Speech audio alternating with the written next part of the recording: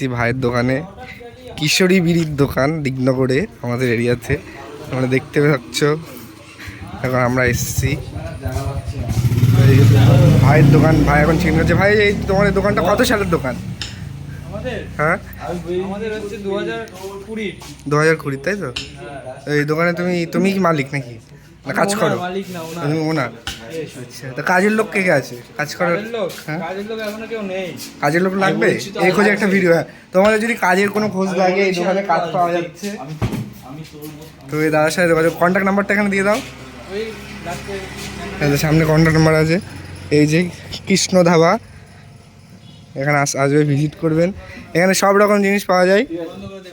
কি কি পাওয়া যায় দাদা একটু বলবেন? এই যে এখানে চা আছে, মালাই চা, কফি, এই যে সব ঝুলানো আছে।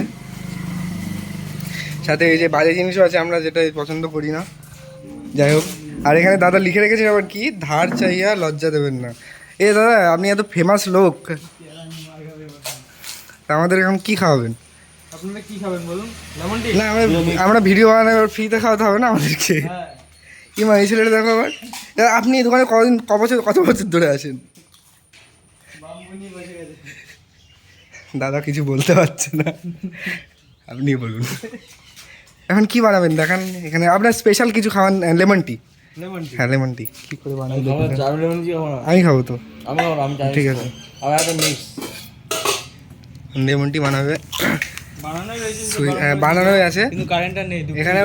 এটা কি স্পেশালিটি নাকি বানানোটা? বানিয়ে রেখে দেয়? ও, কারেন্ট নেই, তাহলে খাওয়া দাওয়া যাবে না, তাই তো? চা মানে চা খাওয়াতে পারবে না কারেন্ট নেই বলে? এটা কেমন দোকানদার? এটা ভাইরাল দোকানদার তো। কিছু ডায়লগ তোমার কিছু দর্শকরা শুনতে চাইছে। লাল হয়ে গেল কেন? সাদা থেকে লাল হয়ে গেল।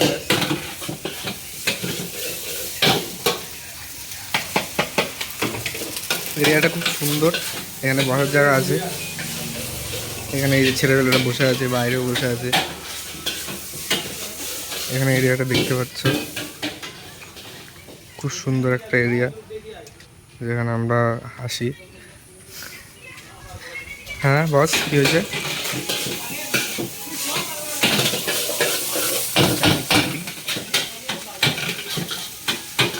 Professional Chinese sir.